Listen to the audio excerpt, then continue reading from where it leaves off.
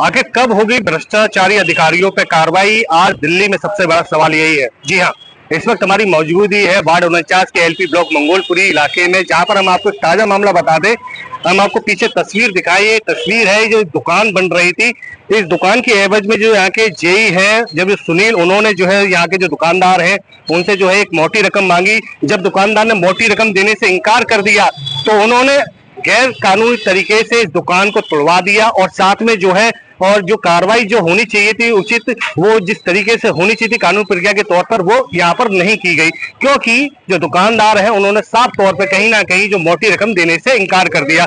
उसका नतीजा ये हुआ कि इनकी दुकान तोड़ दी गई। जी, हम आपको दूसरी तस्वीर और एक दिखाएं। दूसरी तस्वीर के बगल से जो है 8वीं 10 की जो है कि ये तस्वीर आपको दिखा दे कि ये जो जमीन है इसको 40 गज का बना के 5 फ्लोर का बना दिया गया है, बल्कि इसके जस्ट 2-3 दुकान छोड़कर इस पर कोई भी कार्रवाई नहीं की गई। इसी को लेकर जो है यहाँ के जो प्रतिनिधि स्थानीय विधायक जो है राजेश कुमार, जो राजकुमार चौहान है, उन्होंने जो डीसी का यहाँ दौरा कराया।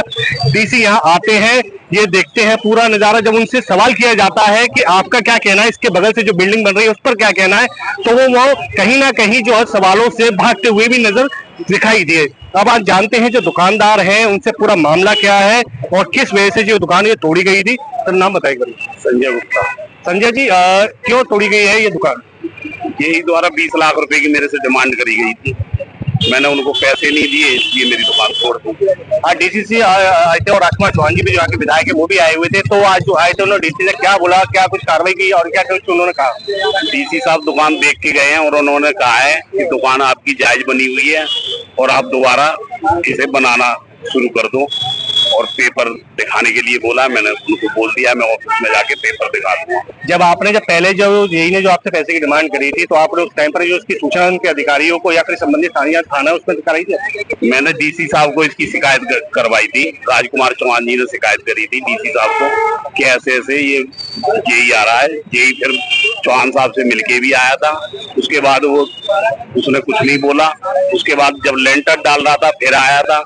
फिर उसने वो पैसे की डिमांड करी थी मेरे से। 3 बार पैसों की उसने डिमांड करी। मैंने पैसे नहीं दिए, उसने दुकान तोड़ दी। कितनी गैस की दुकान की? ये 8/12 की दुकान। देखिए, साफ तौर पे जो दुकानदारों का कहना है कि जो डीसी यहाँ पर आए, जो उनका जो उन्होंने साफ तौर पे यहाँ दौरा किया, और जो दुकानदार है उन्होंने जब जेई की बात नहीं मानी, जब मोटी रकम नहीं दी, तो उनकी जो है ये दुकान को तो तोड़ दिया गया अवैध तरीके से। सबसे बड़ा सवाल ये उठता है कि रोहिणी जोन के अंदर जिस तरीके से जो भ्रष्टाचार फैलता जा रहा है उस पर कब जो है लगाम लगेगी, और सबसे बड़ी बात कि क्या जो जिस तरीके से जो अधिकारी हैं वो अपनी मनमानी करते रहेंगे, ये सबसे बड़ा सवाल है। दीपक राणा, रिपोर्टर दिल्ली।